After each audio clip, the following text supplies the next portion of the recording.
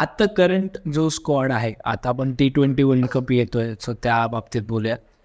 कोण तुम्हाला वाटतं की आफ्टर वर्ल्ड कप, थोडं पुढचं बोलतोय, पण आफ्टर वर्ल्ड कप की जो एक प्रॉमिनंट, जर त्यांनी परफॉर्म कन्सिस्टंटली करत राहिले तर तो एक मोठा दूर तक जाएगा ज्याला म्हणतात. T20 फॉर्मॅटमध्ये म्हणतो T20 रिंकू सिंग. रिंकू सिंग तुम्हाला वाटतं. आणि बॉलरमध्ये नाही कोणी कोणीच नाही वाटत. असं नवीन कोणी ताज्या दमाचा वगैरे प्रकार ना. आता रवी बिष्णोई त्याच्यात इन्व्हेस्ट केले गेले 3 वर्षात 2दा त्याचं बॅडलक झालंय की जेव्हा सगळं खेळायचं आणि ऐनवेळेस कोणतरी सिनियर येणार आणि मग त्याला बाजूला करायचं. अच्छा, तसं नाही झालं. त्याला कन्सिस्टंटली त्याच्यात हे केलं आणि तेवढा स्किल सेट तो स्वतःचे वाढवत राहिला तरच. आणि रिंकू सिंग तुम्हाला का वाटतं? एक गोष्ट सांगतो, सॉरी, रिंकू सिंगच्या बाबतीत सामान्य जनमानसाला असं वाटतं की जेव्हापासून त्याने त्या IPL मध्ये 5 6 मारल्या शेवटच्या 5 बॉलला, तेव्हा अचानक रिंकू सिंग सगळ्या जगाला समजलं.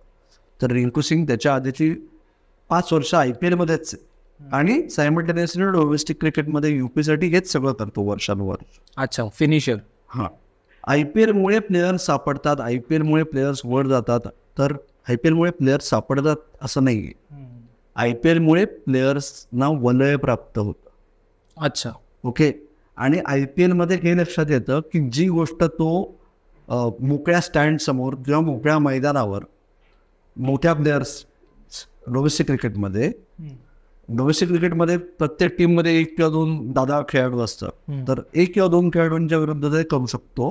ती गोष्ट फ्लड लाईट्स, 30 TV कॅमेराज, 30,000 लोक, इंटरनॅशनल स्टार्स आपल्या टीममध्ये, समोरच्या टीममध्ये, या सगळ्या अडॅप्ट खेळणं म्हणजे as good as being ready for international cricket. खरं.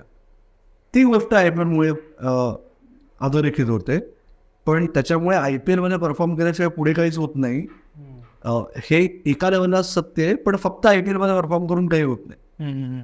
जर तुम्ही डोमेस्टिक क्रिकेटमध्ये ताऊन सुराखून बाहेर पडला नसाल तर तुम्ही फक्त IPLच्या जोरावर वर गेलात तर 90% वेळा प्लेयर्स सटकन खालीवर आपटतात, तिचे टिकत नाहीत. अच्छा. आणि या IPL मध्ये कोण वाटतंय गाजे? हो, या IPL मध्ये आय डोंट नो, तुमचा महाराष्ट्राचा अर्शन कुलकर्णी, परत तेच खूप रॉ आहे.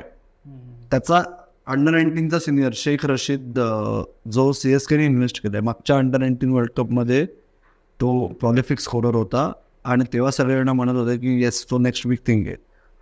मुंबई विरुद्ध रणजी ट्रॉफीत त्याची बॅटिंग बघितली, दुसऱ्या इनिंग्समध्ये त्यांनी 66 रन्स केले. बंदे में तो दम है.